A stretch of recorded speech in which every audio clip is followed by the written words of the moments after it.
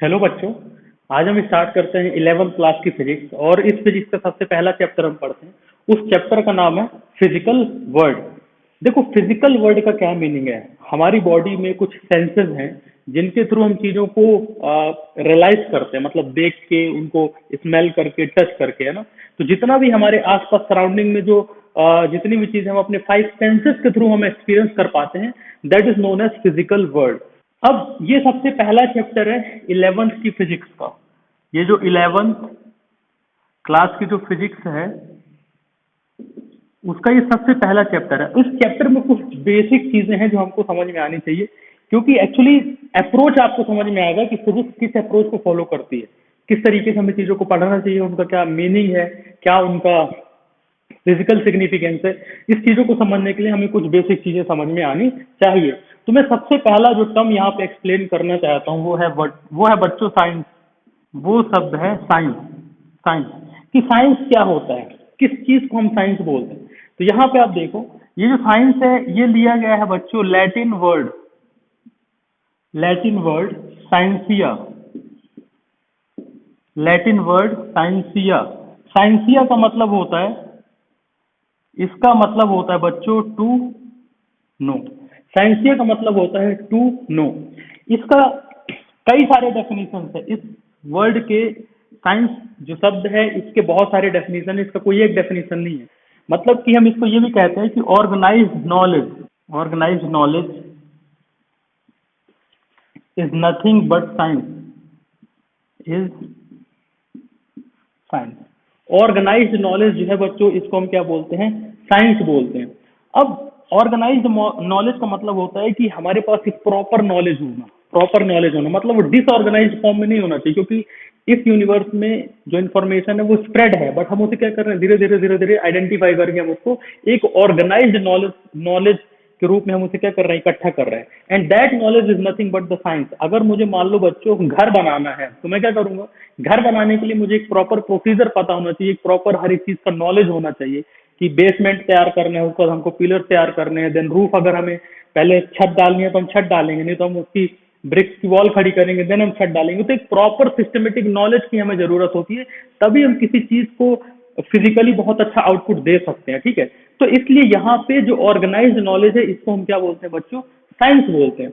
अब अगर मुझे किसी नॉलेज को ऑर्गेनाइज्ड वे में लेके आना है, अगर मुझे किसी नॉलेज को ऑर्गेनाइज्ड वे में लेके आना है तो उसके लिए कुछ प्रोसीजर होगा।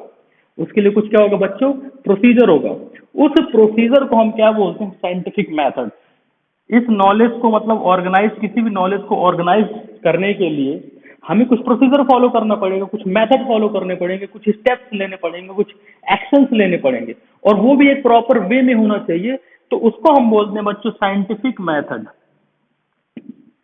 साइंटिफिक साइंटिफिक मेथड, उसको हम क्या बोलते हैं बच्चों, साइंटिफिक मेथड। अब साइंटिफिक मेथड का मतलब क्या होता है, लिटरली जो मेथड का मीनिंग होता है बच्चों वो होता है step by step procedure. Step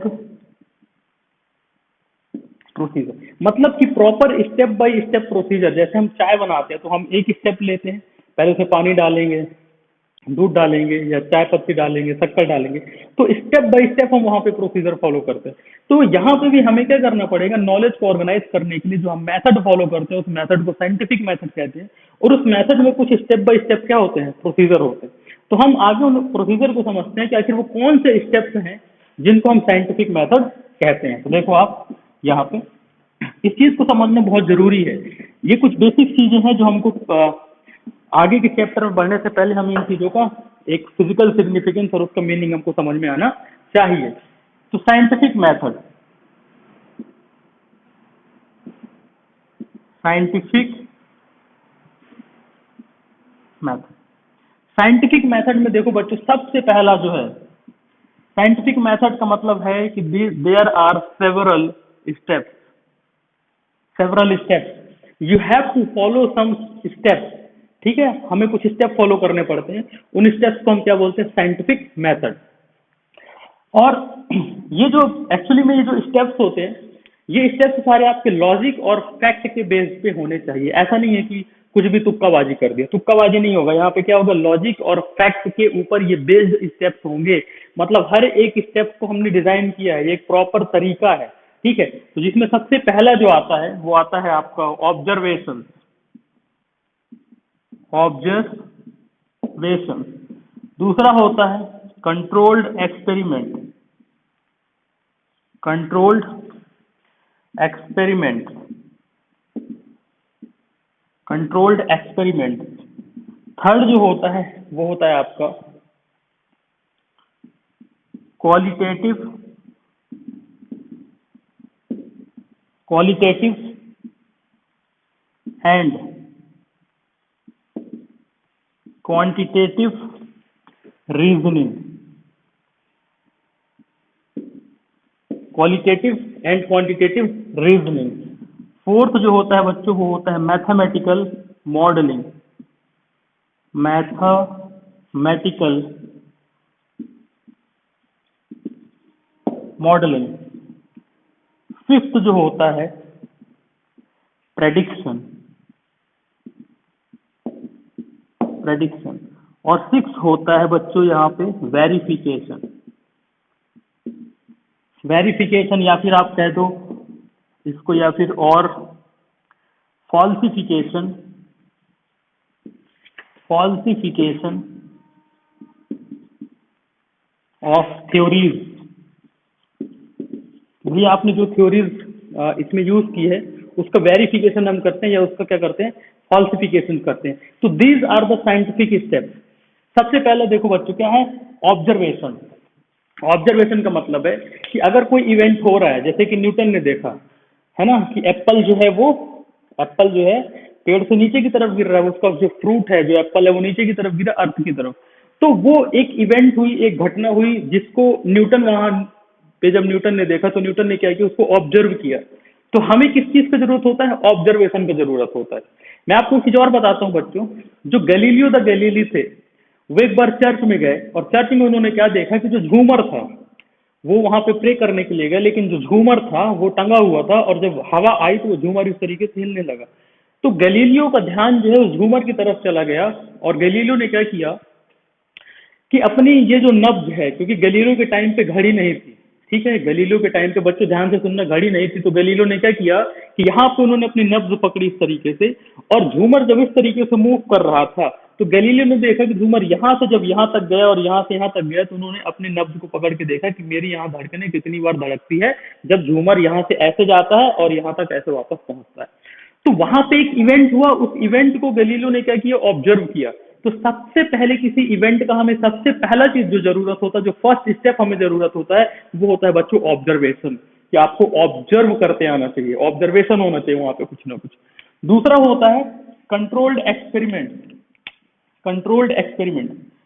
controlled experiment. Controlled का मतलब है कि एक कंट्रोल्ड वे में होना चाहिए, ऐसा नहीं कि कुछ भी एक्सपेरिमेंट कर दोगे आप जाके। मतलब उस फिनोमिना को समझ के ऑब्जर्व करने के बाद एक कंट्रोल्ड वे में हम क्या करेंगे, कुछ एक्सपेरिमेंट परफॉर्म करेंगे। तो यही चीज हुआ था गैलीलियो के साथ। गैलीलियो ने क्या किया कि जब गैलीलियो ने देखा कि वो झूमर इस तरीके से जाता है और ऐसे वापस आता है ना, तो गैलीलियो क्या किया, घर भाग के गया। गैलीलियो बहुत तेजी से बच्चों घर भाग के गया, और गैलीलियो ने क्या किया कि यहाँ पे एक थ्रेड लिया, और थ्रेड पे यहाँ पे कुछ डिफरेंट डिफरेंट मासेस लिए, अलग अलग लेंथ की बहुत सारी थ्रेड ली। जैसे कोई लंबी थ्रेड ले ली, कहीं पे ज्यादा बड़ा मास ले लिया, छोटा सा मास ले लिया, और बहुत सारी डिफरेंट डिफरेंट थ्रेड्स ले ली, और छोटे छोटे मासेस ले ली। ऐसे बहुत सारे उसने क्या किए, एक्सपेरिमेंट किए वहां पे घर पे जाकर। तो मैं उन एक्सपेरिमेंट की बात नहीं करता हूँ, उनके डिटेल पे नहीं जाता। मैं सिर्फ आपको ये बता रहा हूँ कि ऑब्जर्वेशन के बाद क्या करना पड़ता है, कंट्रोल्ड एक्सपेरिमेंट्स करना पड़ता है, जो हम लैब में परफॉर्म करते हैं, या फिर हम घर के अंदर कहीं पे भी लैब बना के उसको परफॉर्म कर सकते हैं, ठीक है। तो हमें जो दूसरा स्टेप फॉलो करना है वो क्या करना है, एक्सपेरिमेंट्स हमको यहाँ पे परफॉर्म करने हैं। जैसे कि बेंजामिन फ्रैंकलिन ने भी इस चीज को प्रूफ किया था कि जो बिजली कड़कती है आसमान में वो इलेक्ट्रिसिटी है। तो उसको जब उन्होंने फिजिकली उस चीज को ऑब्जर्व किया, तो उसको प्रूफ कहाँ पे किया जाता है, हमेशा बच्चों लैब पे किया जाता है। और लैब पे कैसे किया जाता है कि साइंटिस्ट जो होते हैं वो लैब में सेम टाइप का माहौल क्रिएट करने की कोशिश करते हैं जो एक्चुअल में फिजिकल फिनोमिना में हो रहा है, और देन वो उसको क्या करते हैं, एक्सप्लेन करने की कोशिश करते हैं, ठीक है। तो दूसरा जो स्टेप है वो है कंट्रोल्ड एक्सपेरिमेंट। तीसरा है कि जब आप एक्सपेरिमेंट करोगे तो भाई आपने बहुत सारा यहाँ पे एक्सपेरिमेंट करने के बाद आपके पास बहुत सारा डेटा भी आएगा। जो क्वालिटेटिव एंड क्वांटिटेटिव रीजनिंग होती है, क्वालिटेटिव मतलब उस फिनोमिना के बेसिस पे आप कुछ डाटा भी कलेक्ट कर लोगे, है ना। तो उन डाटा के बेसिस पे आप क्या करोगे, कुछ रीजनिंग करोगे वहां पे, कुछ ना कुछ मतलब आप चीजों को समझने की कोशिश करोगे, रीजनिंग करोगे, ठीक है। रीजनिंग करने के बाद बच्चों जो नेक्स्ट स्टेप आता है वो आता है मैथमेटिकल मॉडलिंग। मैथमेटिकल मॉडलिंग का मतलब होता है बच्चों कि जो भी आपको यहाँ से फिजिकल फिनोमिना महसूस हुआ है और जो भी आपने यहाँ पे कुछ क्वांटिटी कुछ डाटा आपने कलेक्ट किया, आप क्या करोगे कि उनके बेसिस पर एक मैथमेटिकल मॉडलिंग, एक मैथमेटिकल पूरा जो स्टेप बाय स्टेप प्रोसीजर होता है उसको डेवलप करने की आप कोशिश करेंगे, ठीक है। जैसे एक तरीका होता है, हम क्वेश्चन को सॉल्व करते हैं तो उसका एक तरीका होता है प्रॉपर, वही है मैथमेटिकल मॉडलिंग, ठीक है। मैथमेटिकल जब आपने मॉडलिंग कर ली, मतलब आपके पास एक पूरा तरीका आ गया, तो अब आप क्या करोगे, अब आप ये देखोगे कि फिजिकली जो फिनोमिना हो रहा था उस फिजिकल फिनोमिना में जो डाटा है, जो एक्सपेरिमेंटल लेवल पे जो हमारे पास डाटा आ रहा है, एक्चुअल में जो डाटा आ रहा है उसको हम क्या करेंगे, इस मैथमेटिकल मॉडलिंग के थ्रू हम क्या करेंगे, कुछ डाटा निकालेंगे और उससे हम प्रेडिक्ट करने की कोशिश करेंगे, उससे हम प्रेडिक्ट करने की कोशिश करेंगे। जैसे कि आप इसको ऐसे समझ सकते हो कि ये जो बिल्डिंग है, इस बिल्डिंग जैसे जहाँ पे आपका घर है, वहां पे जो कॉलम का साइज होता है वो कॉलम का साइज बेटा एक तरीके का मैथमेटिकल प्रेडिक्शन भी हम कर सकते हैं, मैथमेटिक्स का यूज करके हम प्रेडिक्शन कर सकते हैं। और जब आप उस घर को बनाते हो और उसमें जो कॉलम आप यूज करते हैं, जो बीम होती है, जो कॉलम होता है, उसका एक डायमेंशन होता है कि वो कितना चौड़ा और कितना लंबा है। तो वो आप देखोगे कि जब हम मैथमेटिक्स के थ्रू भी जो डाटा निकाल रहे हैं, जो डायमेंशन निकालते हैं, तो क्या वो डाटा प्रैक्टिकल डाटा से मैच करता है या नहीं करता है, क्या उसका रिजल्ट जो हम निकाल रहे हैं वो रिजल्ट उस प्रैक्टिकल डाटा के करीब है या नहीं है। तो इसी को बोलते हैं बच्चों प्रेडिक्शन, कि हम मैथमेटिकल मॉडलिंग के थ्रू प्रेडिक्शन कर रहे हैं, ठीक है। बाद में हम क्या करते हैं, जब इतना सब कुछ करने के बाद अगर मान लीजिए कि कोई दिक्कत है या फिर आप कहीं पे देंगे भी या किसी और को, आपने इतना सब कुछ तो कर लिया, लेकिन उसके बाद भी आपको ये चीज देखना पड़ेगा कि जो थ्योरी आपने डेवलप की है बच्चों, उसको आपको वेरिफिकेशन एक बार करने की कोशिश करोगे आप, कि उसका क्या करोगे आप, वेरिफिकेशन एंड फाल्सिफिकेशन ऑफ थ्योरीज। आप ये देख के जरूर कोशिश करोगे कि कहीं इस थ्योरी में ऐसा तो नहीं हुआ कि हमने कोई चीज मिस कर दिया है, ऐसा तो नहीं है कि क्या इसमें कोई चीज गलत है, क्या सारी चीजें सही है नहीं है। तो उसको बोलते बच्चों last step, and that last step is nothing but the verification और फॉल्सिफिकेशन ऑफ द थ्योरीज। तो ये पूरा का पूरा जो मेथड होता है इसको बोलते हैं बच्चों साइंटिफिक मेथड। और मैंने अभी बताया कि साइंटिफिक मेथड में ये जो सारा प्रोसीजर है ये हम क्यों कर रहे हैं, ऑर्गेनाइज्ड नॉलेज के लिए, ऑर्गेनाइज्ड ऑर्गेनाइज्ड नॉलेज, नॉलेज को ऑर्गेनाइज करने के लिए इस तरीके का प्रोसीजर हमको फॉलो करना पड़ता है।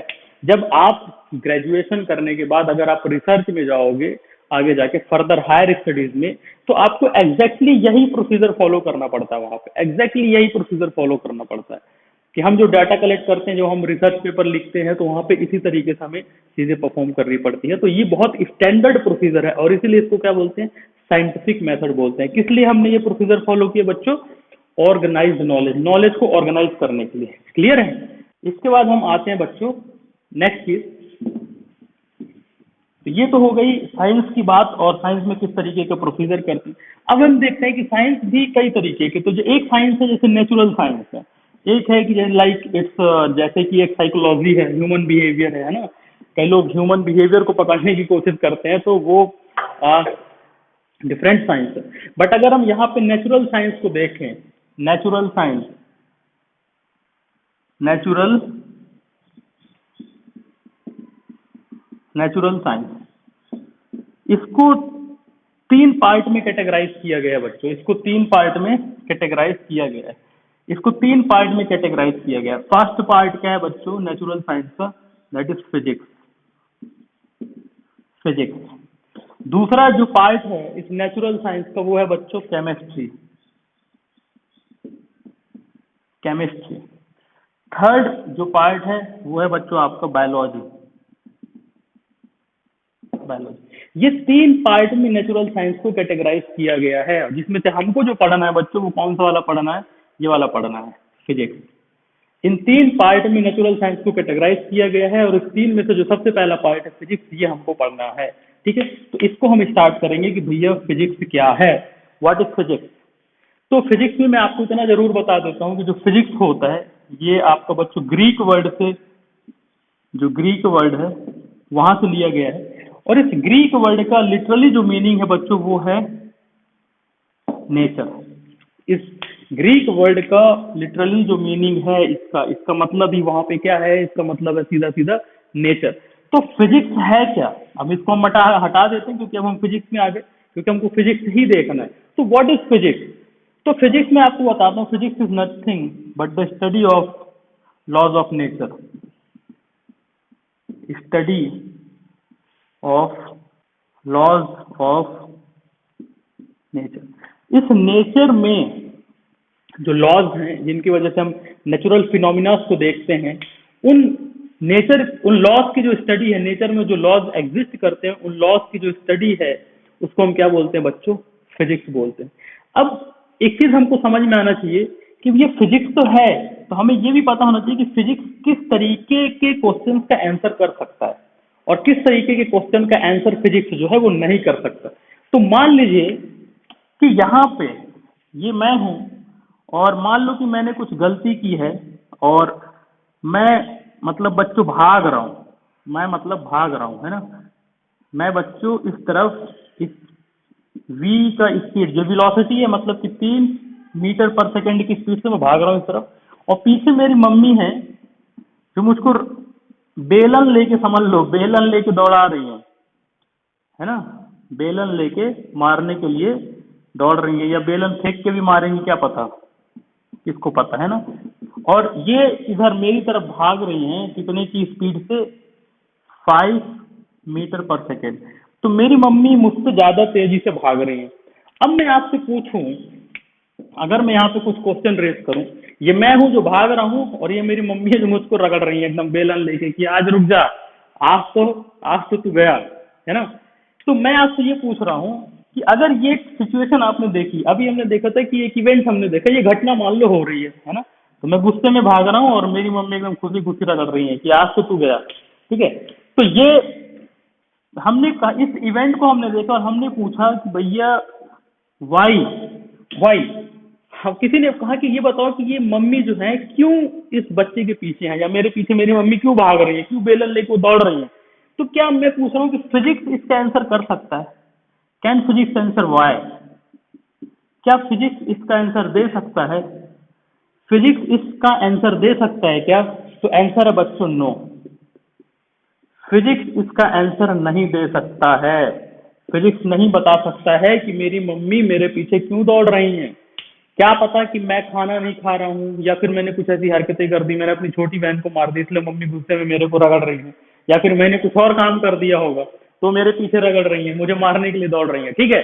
तो यहाँ पे फिजिक्स इस चीज का आंसर नहीं कर सकता है कि वाई, कि क्यों वो भाग रही है मेरे पीछे। लेकिन एक बहुत इंपॉर्टेंट चीज यहाँ पे है कि when she will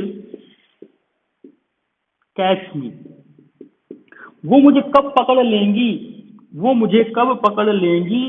क्या फिजिक्स इस चीज का आंसर कर सकता है कि वो मुझे कब पकड़ लेंगी, कितने समय बाद मुझे पकड़ लेंगी? तो इसका आंसर है कि yes, yes, this is yes. हम ये बता सकते हैं कि बेटा तुम क्यों भाग रहे हो ये तो हमें नहीं पता है, लेकिन अगर तुम 3 मीटर पर सेकंड की स्पीड से भाग रहे हो और तुम्हारी मम्मी 5 मीटर पर सेकंड की स्पीड से भाग रही है, तो मैं ये बता सकता हूँ कि तुम्हारी मम्मी बेटा तुमको कब पकड़ लेंगी, कितने समय बाद पकड़ लेंगी, कितने समय बाद पकड़ लेंगी। तो फिजिक्स इस चीज का आंसर दे सकता है ना, कि कितने समय बाद वो पकड़ लेंगी, बट फिजिक्स इस चीज का आंसर नहीं दे सकता। बच्चों आप याद रखो, तो ह्यूमन बिहेवियर को हम फिजिक्स में कंसीडर नहीं करते हैं, ह्यूमन बिहेवियर को हम फिजिक्स में कंसीडर नहीं करते हैं। मेमोरीज जहां पे इन्वॉल्व होगा वहां पे फिजिक्स आंसर नहीं कर सकता है, फिजिक्स उसके पीछे का रीजन नहीं बता सकता है कि ऐसा क्यों हो रहा है। लेकिन उस चीज का आंसर यहाँ पे फिजिक्स इतना जरूर कर सकता है कि अगर ये फिजिकल चीज हमको दिख रही है कि अगर 3 मीटर पर सेकंड की स्पीड से भाग रही है और उसके पीछे कोई चीज 5 मीटर पर सेकंड की स्पीड से भाग रहा है, तो हम ये बता सकते हैं कि इसको पकड़ पाएगा या नहीं पकड़ पाएगा, और अगर पकड़ पाएगा तो कितनी देर में पकड़ पाएगा। इस चीज का आंसर आपको फिजिक्स दे देगी। तो फिजिक्स इस तरीके के जो नेचुरल लॉज है नेचर में, जो नेचुरल फिनोमिना जहाँ पे हम मेमोरीज का बात नहीं करते, इसीलिए आपको एक दुखद घटना हुई थी, लेकिन मैं बता देता हूँ कि सुशांत सिंह राजपूत ने जब सुसाइड किया था तो उसने क्यों सुसाइड किया, ये फिजिक्स आंसर नहीं दे सकती। इसके लिए हमें पता, अगर फिजिक्स आंसर कर पाती तो हम बहुत पहले उस चीज का आंसर निकाल लेते, बट फिजिक्स उस चीज का आंसर नहीं कर सकती है। तो कुछ ऐसी चीजें भी है जिसका फिजिक्स आंसर नहीं कर सकती है। ठीक है, तो आपको इतना समझ में आना चाहिए कि मेमोरीज का जहाँ पे इन्वॉल्वमेंट होता है वहां पे फिजिक्स आंसर नहीं कर सकती है। इस चीज को हमको समझ में आना चाहिए। आई होप कि इसमें से आपको फिजिक्स क्लियर हो गई होगी कि फिजिक्स है क्या बेसिकली। जब हम फिजिक्स को पढ़ते हैं तो फिजिक्स को पढ़ने का भी तरीका होता है। ऐसा नहीं है कि हम कैसे भी उस चीज को पढ़ना शुरू कर दें। फिजिक्स को पढ़ने का एक तरीका होता है, एक प्रॉपर तरीका होता है, और उस तरीके में कुछ थ्रस्ट होते हैं जो हम इन्वॉल्व करते हैं। आप उसको अप्रोच भी कह सकते हो बेसिकली। तो टू प्रिंसिपल थ्रस्ट होते हैं। There are to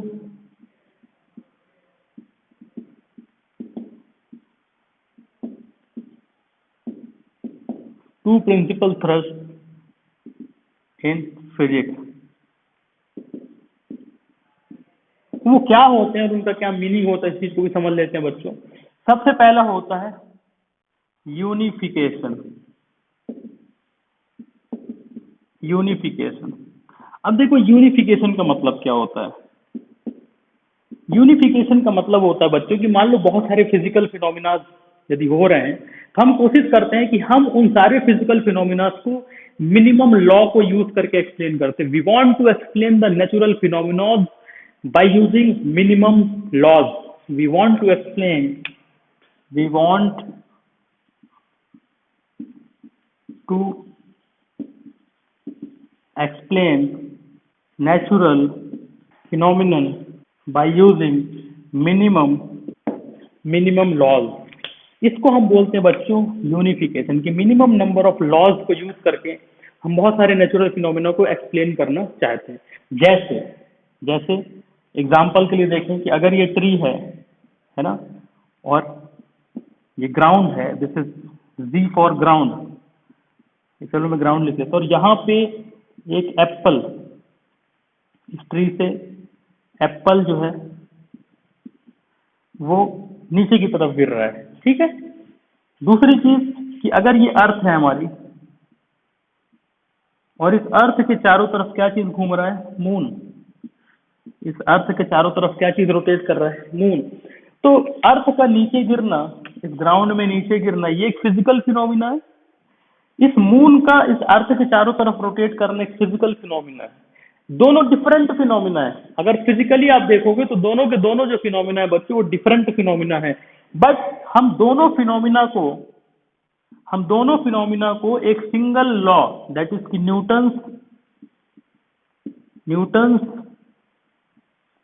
law of gravitation, Newton's law of gravitation से हम क्या कर सकते हैं बच्चों, एक्सप्लेन कर सकते हैं। तो इसी को बोलते हैं यूनिफिकेशन। इसी को क्या बोलते हैं बच्चों, यूनिफिकेशन। मैं आपको एक चीज और बता देना चाहता हूं कि एक इक्वेशन है जिसपे साइंटिस्ट हमेशा काम करते हैं। उस इक्वेशन को बोलते हैं बच्चों equation of universe. Equation of universe, या कई लोग उसको गॉड्स इक्वेशन, कुछ भी नाम दे सकते हैं, गॉड्स इक्वेशन, है ना। मतलब इसका मतलब क्या है, साइंटिस्ट बेसिकली क्या चाहते हैं, वो ये चाहते हैं कि हम इस पूरी दुनिया में जितने भी फिनोमिना हो रहे हैं, इस पूरी दुनिया में बच्चों जितने भी फिनोमिना हो रहे हैं, उन सारे फिनोमिना को हम क्या करें, मिनिमम सिंगल एक्सप्रेशन से हम क्या कर दो, उसको एक्सप्लेन कर दें। तो ऐसे इक्वेशंस की खोज में हमेशा साइंटिस्ट लगे रहते हैं कि सिर्फ एक इक्वेशन और इस पूरे यूनिवर्स के नेचुरल फिनोमिना को हम एक्सप्लेन कर दें। And that approach is nothing but the unification. इसको बोलते हैं बच्चों यूनिफिकेशन। ठीक है, इसमें एक और अप्रोच होती है जो लोग फॉलो करते हैं, वो भी मैं आपको बता देता हूँ। उसको बोलते हैं रिडक्शनिज्म। रिडक्शनिज्म का क्या मतलब है, इस चीज को भी यही मैं बता देता हूँ, आपको बहुत इजीली समझ में आ जाएगा और कभी भूलेंगे नहीं। आपको ये समझ में आ जाएगा कि साइंटिस्ट लोग जब फिजिक्स पे वर्क करते हैं तो किस तरीके की चीजों को ध्यान में रखते हैं हमेशा। सेकेंड इज रिडक्शन या फिर रिडक्शनिज्म। रिडक्शनिज्म, इसको बोलते हैं बच्चों रिडक्शनिज्म। रिडक्शनिज्म का मतलब ये है कि यदि बड़ा से बड़ा कॉम्प्लेक्स फिनोमिना हो, बड़ा से बड़ा कॉम्प्लेक्स फिनोमिना हो, जैसे कि थर्मोडायनेमिक्स में बहुत सारे जो सिस्टम्स होते हैं बहुत बड़े बड़े कॉम्प्लेक्स सिस्टम होते हैं, तो उन कॉम्प्लेक्स से कॉम्प्लेक्स सिस्टम को जो बेसिक कॉन्स्टिट्यूएंट है, जो फंडामेंटल है, जो बेसिक कॉन्स्टिट्यूएंट है, उन कॉन्स्टिट्यूएंट के बेसिस पर हम उस बड़े से बड़े कॉम्प्लेक्स फिनोमिना को एक्सप्लेन करने की कोशिश करते हैं, और इस अप्रोच को बोलते हैं बच्चों रिडक्शनिज्म। तो वी वांट टू एक्सप्लेन, इसमें क्या है, we want to explain, we want to explain, we want to explain bigger or complex phenomena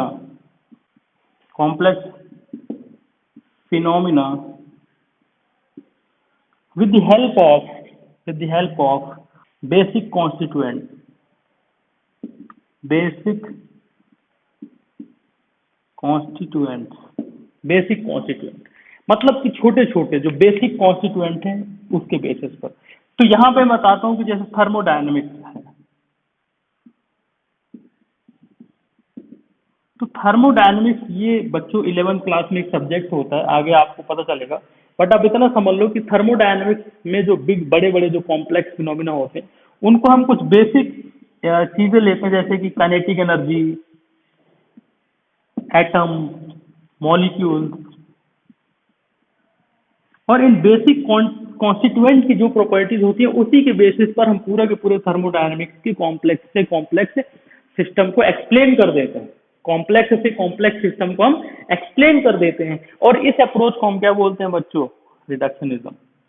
इस अप्रोच को हम बच्चों बोलते हैं रिडक्शनिज्म। इस अप्रोच को ही हम बच्चों क्या बोलते हैं, रिडक्शनिज्म। तो there are two principal thrust in physics, the first one is unification and the second one is reductionism. और ये मैंने एग्जाम्पल के थ्रू आपको बता दिया कि यूनिफिकेशन का मतलब क्या है एंड रिडक्शनिज्म का मतलब क्या है।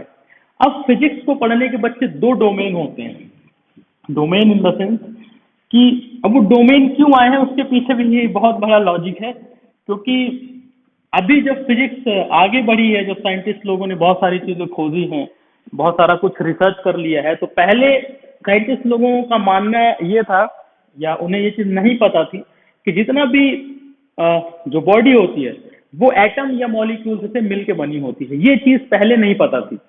बहुत पहले लोगों ने बहुत सारी चीजें डेवलप की हैं, बट उन्होंने जो चीजें डेवलप की हैं उसके लिए उनको ये जानना कि वो बॉडी जो है बहुत सारे एटम्स और मॉलिक्यूल्स से मिलके बनी है, उसको ना जानने के बाद भी उन्होंने जो रिजल्ट्स निकाले हैं वो बहुत गजब रिजल्ट हैं।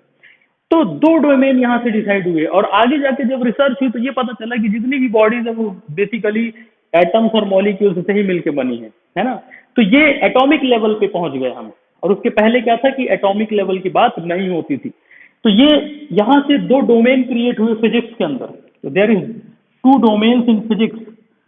तो डोमेन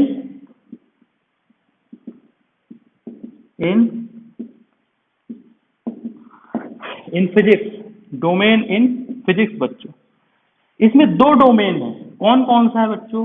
पहला है macroscopic.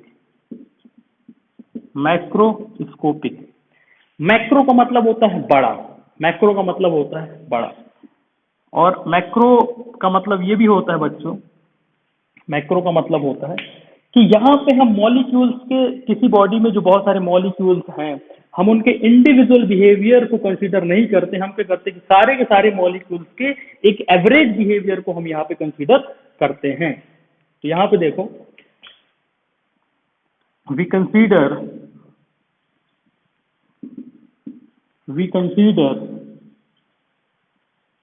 Average behaviour of molecules. यहाँ पे हम उसके एवरेज बिहेवियर ऑफ मॉलिक्यूल्स को कंसीडर करते हैं। तो यहाँ पे समझा देता हूँ कि कैसे। आप ऐसे समझो कि जब हम टायर में जाते हैं और उसका हवा चेक करवाते हैं ना, तो बताता है कि आप 30 PSI कर दो, उसमें प्रेशर है ना। तो उसका मतलब क्या है? उसका मतलब ये है कि टायर के अंदर, उस ट्यूब के अंदर जितने भी एयर के पार्टिकल्स हैं, बहुत सारे पार्टिकल्स हैं, तो हम सारे के सारे पार्टिकल्स का वहां पे बिहेवियर नहीं चेक करते। हो सकता है कुछ पार्टिकल्स के पास ज्यादा एनर्जी हो, कुछ के पास कम एनर्जी हो, बट हम क्या करते हैं कि एक एवरेज बिहेवियर कंसीडर करके चलते हैं।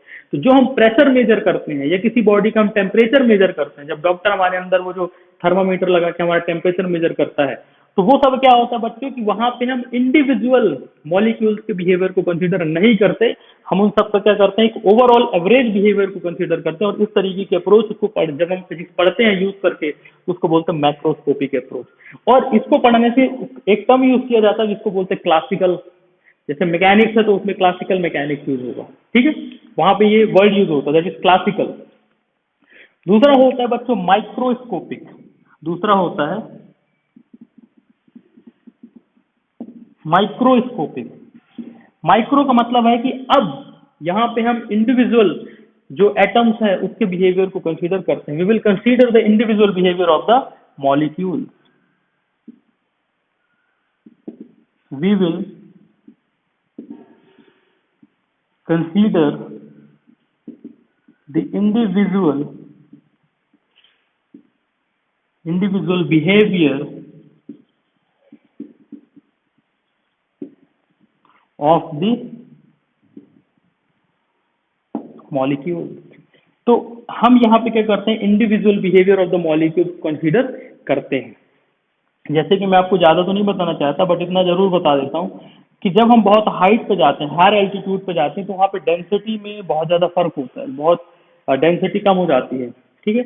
तो हायर एल्टीट्यूड पे क्या होता है कि मॉलिक्यूल्स बहुत कम हो जाते हैं, तो उस केस में हमें इंडिविजुअल इंडिविजुअल जो मॉलिक्यूल्स हैं उनके बिहेवियर को वहाँ पे कंसिडर करना पड़ेगा। तो इस तरीके की अप्रोच को हम क्या बोलते हैं बच्चों, माइक्रोस्कोपिक अप्रोच बोलते हैं। आप जब आगे इंजीनियरिंग में जाओगे और आप जब थर्मोडायनेमिक्स पढ़ोगे तब आपको पता चलेगा कि हम वहाँ पे मैक्रोस्कोपिक थर्मोडायनेमिक्स पढ़ते हैं, लेकिन इसके सपोर्ट में हम माइक्रोस्कोपिक थर्मोडायनेमिक्स को भी रखते हैं बैकअप में, क्योंकि कई फिनोमिना ऐसे होते हैं जिसको हम एक्सप्लेन नहीं कर सकते मैक्रोस्कोपिक अप्रोच के थ्रू, तो हमें किसमें जाना पड़ता है, उसमें माइक्रो लेवल पे जाना ही पड़ता है। जैसे कि एक सिंपल सा कॉन्सेप्ट बता देता हूँ, एंट्रोपी का कॉन्सेप्ट आता है। एंट्रोपी का जब कॉन्सेप्ट थर्मोडायनेमिक्स के अंदर आएगा तो आप बिना माइक्रोस्कोपिक में गए कभी भी आप एंट्रोपी को समझ ही नहीं सकते, आप समझ नहीं पाओगे कि हो क्या रहा है, एंट्रोपी का मीनिंग क्या है। तो आपको माइक्रोस्कोपिक अप्रोच पे जाना पड़ेगा, ठीक है। तो ये दो तरीके की अप्रोच बच्चों हम फॉलो करते हैं किसमें, फिजिक्स को जब हम पढ़ते हैं। तो ये दो डोमेन वहां पे आते हैं, पहला डोमेन है बच्चों मैक्रोस्कोपिक, और जो दूसरा डोमेन है वो है आपका माइक्रोस्कोपिक अप्रोच। इस तरीके के डोमेन होते हैं। इसमें जो फिजिकल वर्ल्ड है, इस फिजिकल वर्ल्ड में एक आखिरी चीज हम और पढ़ लेते हैं, इसमें कुछ फंडामेंटल फोर्सेस होते हैं नेचर में, फंडामेंटल फोर्सेस होते हैं यहाँ पे नेचर में। Some fundamental forces, some fundamental forces in nature, fundamental forces in nature, funda forces in fundamental forces in nature। In fundamental forces जो है ये चार होते हैं बच्चों, फंडामेंटल फोर्सेस जो है नेचर में चार होते हैं। एक होता है ग्रेविटेशनल,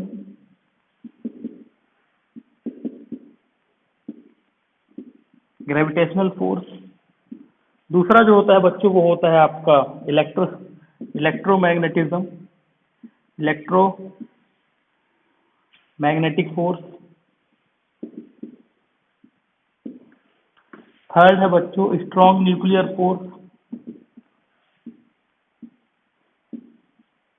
स्ट्रॉन्ग न्यूक्लियर फोर्स। और फोर्थ जो होता है बच्चों वो होता है वीक न्यूक्लियर